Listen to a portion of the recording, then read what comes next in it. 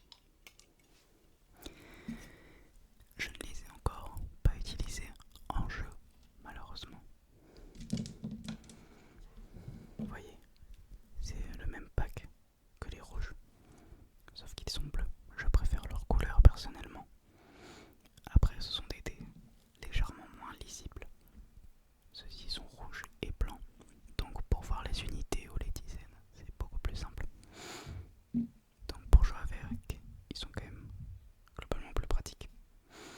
Mais les bleus sont quand même très très très jolis. Je pense que si je devais faire un choix, je jouerais avec les bleus, même s'ils sont un petit peu moins lisibles, mais c'est pas grave. Alors pour vous expliquer rapidement le fonctionnement, pourquoi on utilise TT à plusieurs phases, à quoi ça mène de faire des trucs comme ça, je vais vous expliquer.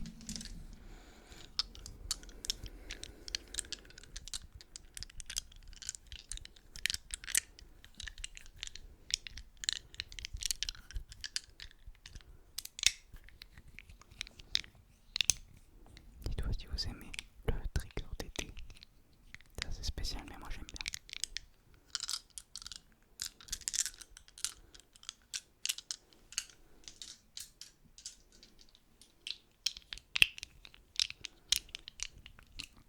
Les dés de jeu de rôle servent dans un contexte de jeu réel avec plusieurs amis autour d'une table. Moi, les jeux de rôle que j'ai fait pour l'instant étaient pour la plupart uniquement en ligne. Donc j'ai utilisé des dés virtuels de simulation sur internet. C'est pour ça que je m'en suis pas encore servi. J'ai pas eu l'occasion de jouer avec plusieurs personnes autour d'une table, ce qui est pourtant merveilleux. Le jeu de rôle est une discipline vraiment fabuleuse. Ça vous permet à la fois de vous débloquer, de discuter, d'interagir, d'être un petit peu qui vous voulez être dans le contexte de votre personnage, évidemment. Mais savez-vous ce qu'est le jeu de rôle? Je n'ai pas vraiment expliqué.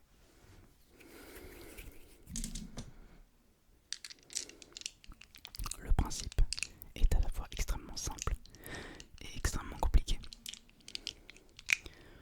En fait, c'est simple en idée, mais un petit peu complexe en application.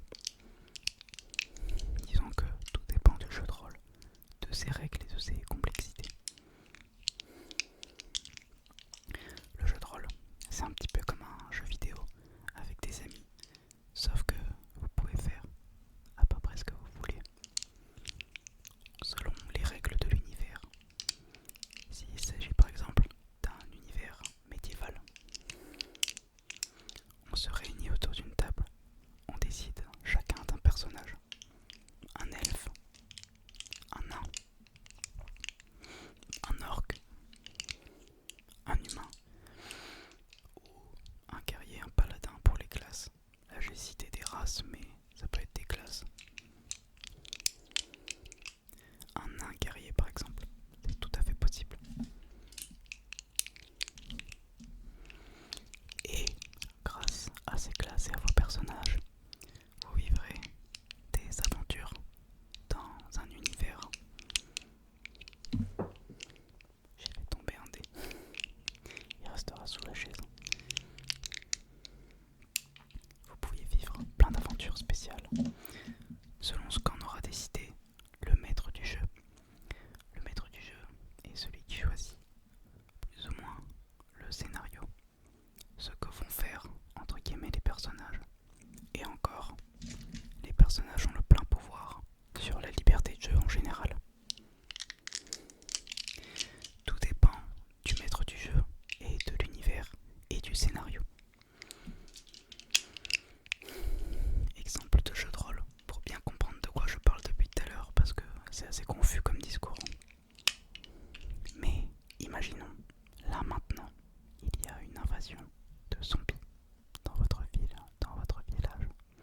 Ils commencent à rentrer dans les maisons, à rentrer dans les supermarchés, à attaquer d'autres personnes. Que faites-vous dans cette situation? Et là, c'est libre cours à votre imagination. Certains iront chercher une batte de baseball dans leur garage. D'autres iront se réfugier dans leur lit, sous leur lit, pardon. D'autres iront sur leur toit. D'autres iront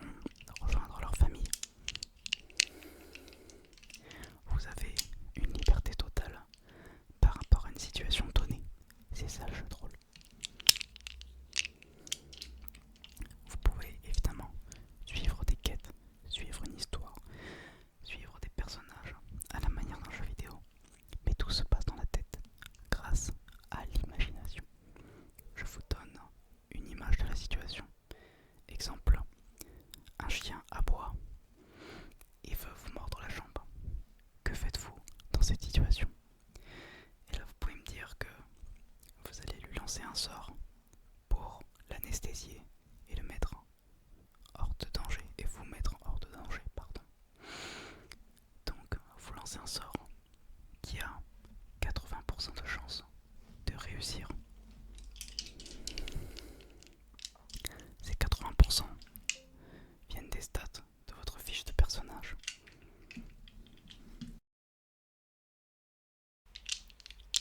Exemple, vous êtes un elfe, très agile, mais avec très peu de compétences en interaction sociale. Vous avez 80% de chances de réussir vos mouvements d'agilité, de sauter d'un toit à un toit, de faire une roulade ou d'esquiver une flèche. Mais vous avez 30% de chances de réussir vos communications avec des gardes pour négocier